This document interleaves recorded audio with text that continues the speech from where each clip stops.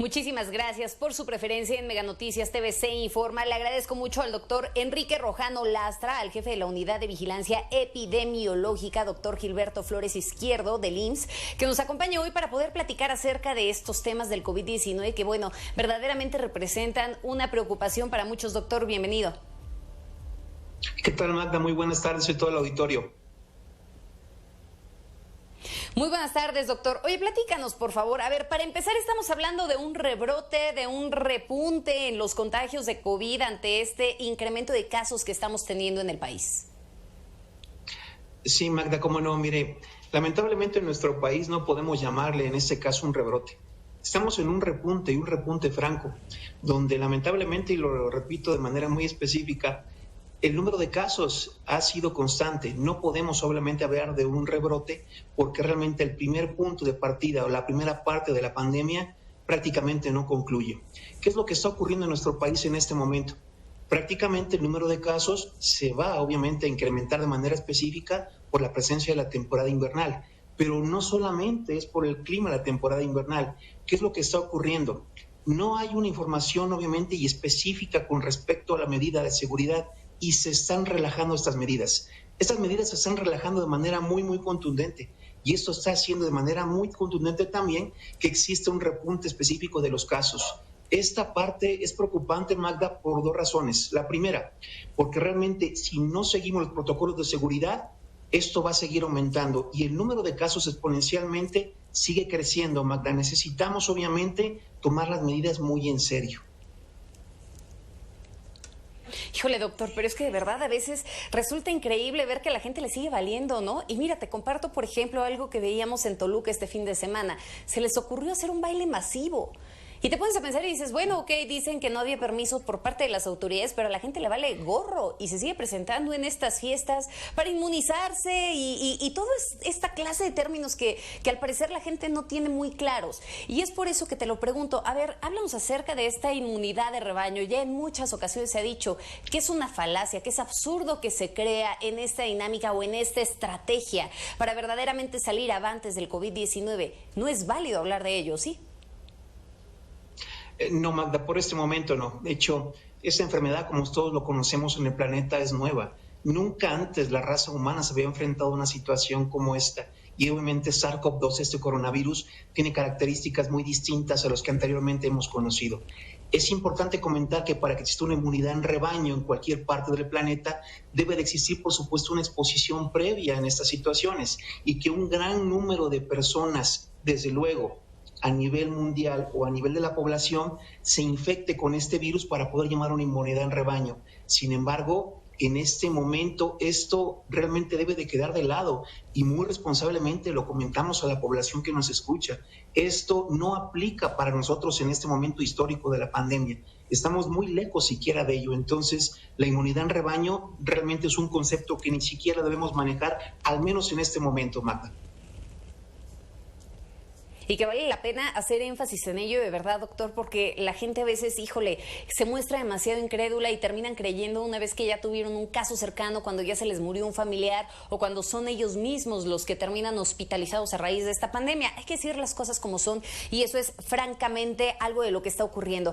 Ahora bien, dentro de todo esto, doctor, se habla, por ejemplo, de que hemos aplanado la curva, de que las cosas no se han salido de control. Así lo ha afirmado incluso Hugo López-Gatell al comparar la situación de México con otros países. ¿Qué opinas en este sentido?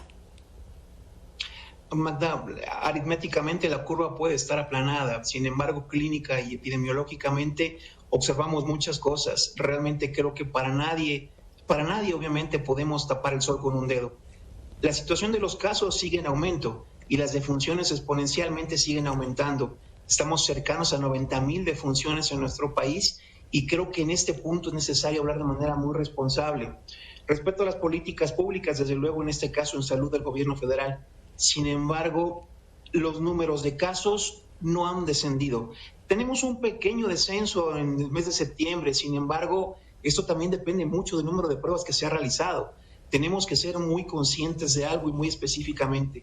¿Qué pasa desde luego en nuestro país? Se realiza una cantidad de pruebas específicas Sin embargo, estamos muy por debajo de países incluso como la India, que realiza 4.4 veces más pruebas todavía que nosotros, y que Estados Unidos, que realiza 22 veces más de pruebas.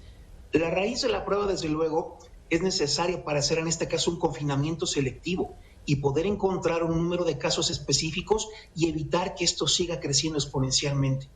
El modelo que se maneja actualmente y las estimaciones, Magda, incluso la sobrevida y la sobremuerte, en este caso el número de mortalidad, es muy por arriba de lo regular. Incluso hay gente que habla de multiplicar la cifra de 90,000 por 2. Esto nos llevaría a un número increíble de defunciones todavía. Magda, creo que es importante que la gente que nos escuche tome conciencia. Mientras no exista una vacuna o un medicamento antiviral específico para esto, solo nos queda la prevención. La prevención, desde luego, de la sana distancia. Y siempre, Magda, el uso del cubrebocas o de esta mascarilla es algo sumamente importante. Hoy, Magda, nos rendimos ante la evidencia. Hace apenas unos meses, todos sostenemos una tesis distinta, una información diferente, donde se pensaba simplemente que con medidas regulares, incluso lavar las manos, era suficiente. Hoy, lo reitero, Magda, con responsabilidad, nos rendimos ante la evidencia. El uso de la mascarilla, la sana distancia y evitar, desde luego, estos confinamientos como tal y estas conglomeraciones, claro, es lo único que nos va a ayudar.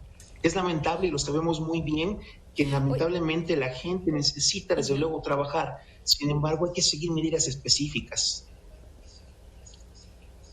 No, y que me queda claro que también hay actividades que jamás han podido parar desde que inició esta pandemia. Sin embargo, tomando en consideración todas estas medidas, realmente siguiendo los protocolos, pues está demostrado que sí se puede disminuir esta incidencia de contagios. Ahora bien, ¿de qué nivel de mortandad estamos hablando, doctor? Porque, por ejemplo, en los pacientes que les llegan ahí a la clínica del Instituto Mexicano del Seguro Social, de todas estas personas que llegan a ser internadas, pues, ¿cuántas personas podríamos decir que llegan a sobrevivir a esta enfermedad, de los que les han llegado ahí a la clínica, para más o menos poder tener una dimensión de lo que estamos hablando?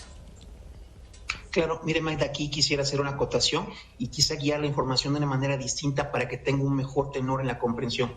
Yo creo que aquí, más que hablar del número de gente que sobrevive, podríamos hablar de la gente que lamentablemente llega a fallecer por una atención tardía. Esto para mí es muy importante comentarlo. ¿Por qué razón?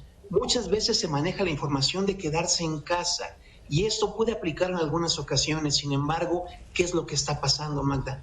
Que la gente se queda confinada en casa y llegan a estadios muy avanzados. Existe un aparato muy sencillito, obviamente, que puede salvar la vida de mucha gente al medir la situación de la presión de oxígeno, o mejor dicho, la saturación del oxígeno. Es un oxímetro de pulso.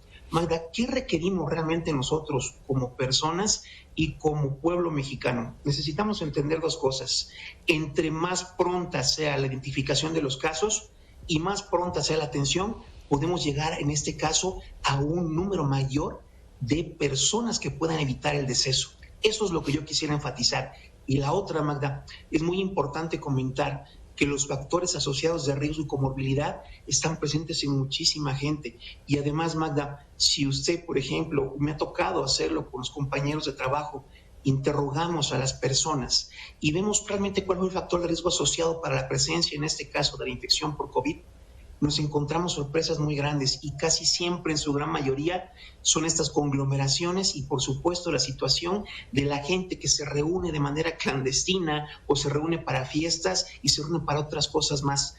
Magda, yo quisiera enfatizar este mensaje.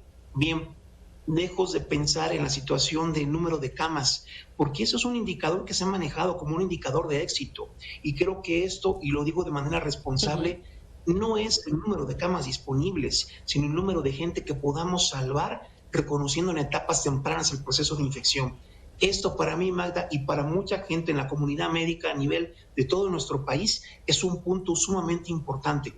Creo, Magda, que hoy, obviamente, el mensaje que quisiera transmitir, si me lo permite a todo el auditorio, es, por favor, evitemos en este caso las conglomeraciones, usemos el cubrebocas y, lo más importante, tomemos conciencia. A veces las personas pueden ser positivos y asintomáticos y tener nulos síntomas. Sin embargo, la infección está presente. Aboquemos y obviamente invoquemos la situación de la responsabilidad. No pensemos solo en nosotros, pensemos en el resto de la gente. Eso es lo más importante. Yo de verdad quisiera enfatizar, Magda, usemos el cubrebocas. Bien, hoy la evidencia es abrumadora y en este punto, entre más temprano podamos identificar una infección por COVID-19, podemos salvar más vidas. Doctor, en este sentido, y ya nada más para finalizar, si alguna persona de pronto llega a sospechar que es positiva de COVID-19, ¿a qué le tiene que poner atención? Y sobre todo a veces nos dicen, bueno, debes de tener un oxímetro a la mano y un termómetro. ¿Cómo usarlo? ¿Cuándo saber en qué momento tenemos que acudir al hospital? Sí, Magda, con gusto. Mire usted, el oxímetro hoy día realmente es algo sumamente accesible para todos los bolsillos. Y creo que aquí, bajo la sospecha en este caso, incluso si tenemos la sospecha elevada de haber tenido un contacto con un caso positivo para COVID-19, es importante que a la brevedad, si se presentan datos como fiebre, cefalea, que es el dolor de cabeza, tos, y además tenemos algo agregado que ya se hizo la modificación a nivel nacional e internacional, anosmia, que es la ausencia en este caso del olfato, y la disgeusia, que es la pérdida obviamente del sabor y el gusto, en ese momento la persona comienza a sospechar. Hay más datos clínicos, hay diarrea, hay incluso otras situaciones que podemos agregar, pero Magda, yo creo que aquí, y lo digo muy responsablemente, si tuviésemos la oportunidad de tener un oxímetro de pulso en casa para la familia, monitoreemos estas situaciones de manera específica. Yo siempre recomiendo a la gente que si lo tiene en casa, lo use y lo use diariamente, igual que un termómetro. Y con esto podemos estar siempre al pendiente de estos datos que son cardinales. Ahí, Magda, esto lo quiero comentar y como bien señala usted, podemos cerrar con esto. Entre más temprano identifiquemos una situación, una saturación inadecuada de oxígeno, el oxígeno obviamente en la sangre de la persona puede circular y puede marcar indicadores de un porcentaje por arriba del 90, 92, 95%. Si identificamos que esto está descendiendo, Magda, es importante, aunado a los datos clínicos, acudir rápidamente a una valoración. Si la persona se queda o no en relación a los criterios, es importante también que tomemos en cuenta que hay más gente que requiere la atención. Sin embargo, la recomendación es, entre más temprano identifiquemos lo que acabo de comentar, mayor posibilidad tenemos de salvar la vida tanto de nosotros como de nuestros seres queridos y del resto de la población. Hablo muy responsablemente, de verdad quisiera transmitir esto, Magda, para que toda la gente pueda tener esto y lo interiorice y realmente entender esto, Magda, está muy lejos de acabar todavía.